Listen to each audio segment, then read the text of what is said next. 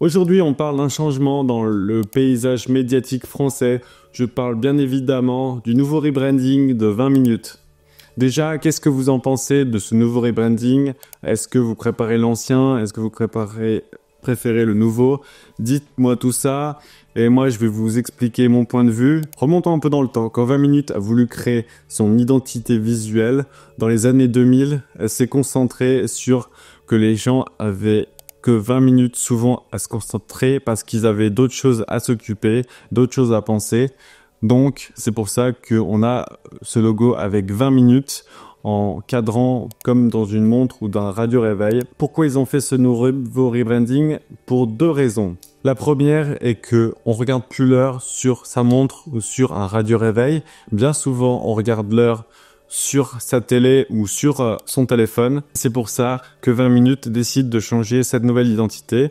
Et la deuxième raison est que 20 minutes se diversifie de plus en plus en passant d'un journal papier à un journal télévisé et disponible sur les réseaux sociaux et l'internet. Donc, c'est pour ça que le 20 minutes s'adapte en fait avec cette nouvelle identité.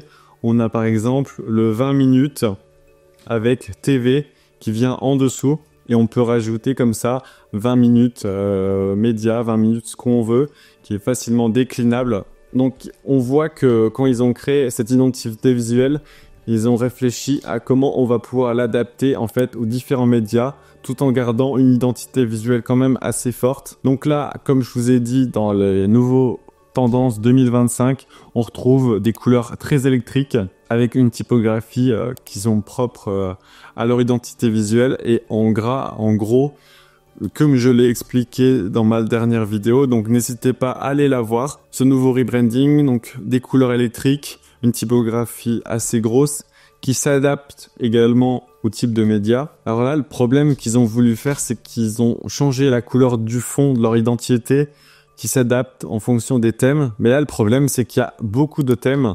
Donc forcément, on se retrouve un peu à court de couleurs et ça fait un effet un peu épileptique quand on scrolle tous les éléments. Donc il aurait peut-être fallu privilégier pas plus de 3-4 couleurs pour différents thèmes, par exemple l'actualité, le sport, la culture, comme le fait un peu Hugo Décrypte. Et ensuite, comme ça, se limiter à quelques couleurs spécifiques de l'identité visuelle. Donc sinon dans l'ensemble je trouve que c'est une belle identité visuelle. Il y a juste cette histoire de couleurs.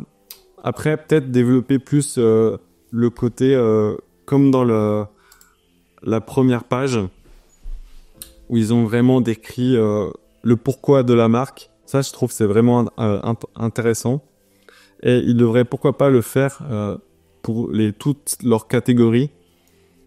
Donc, c'est-à-dire pourquoi le sport de chez 20 minutes et avoir une réflexion plus poussée sur leurs différentes pages. Mais sinon, je trouve que c'est une très belle identité visuelle. En tout cas, n'hésitez pas à me dire ce que vous en pensez dans les commentaires. Alors, je trouve à la fois intéressant et risqué la façon dont ils l'ont présenté dans leur baseline.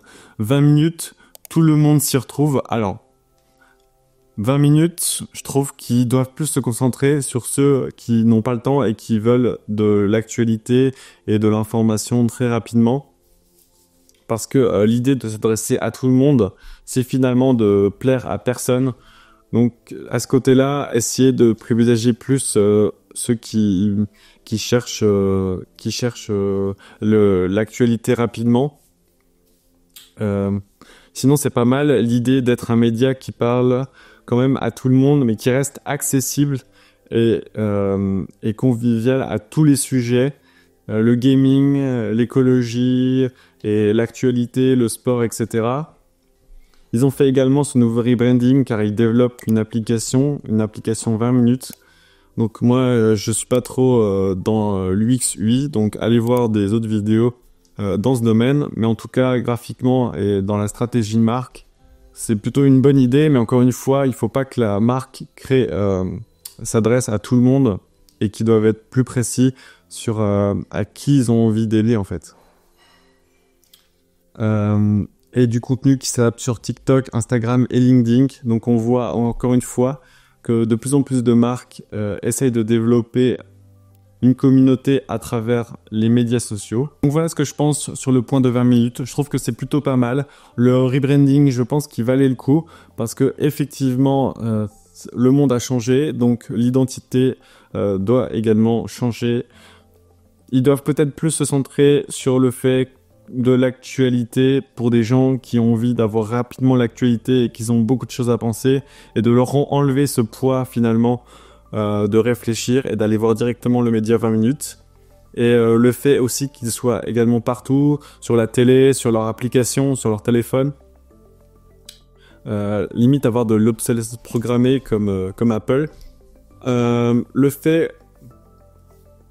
Le point un peu dommage, c'est le fait de vouloir toucher tout le monde et d'avoir trop de catégories, on s'y perd un peu avec différentes couleurs.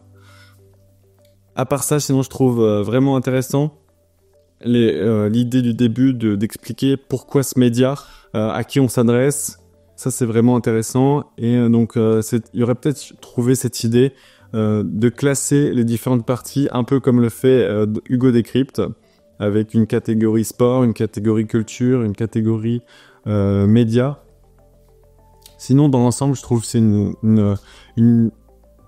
en tout cas dans l'ensemble je trouve que c'est une identité moderne qui montre bien les nouvelles tendances pour cette nouvelle année 2025.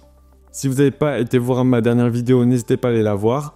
Si cette vidéo vous a plu, de mon point de vue sur le nouveau rebranding, n'hésitez pas à vous abonner et à mettre un like en dessous de cette vidéo. Quant à moi, je vous dis à très bientôt pour une prochaine vidéo.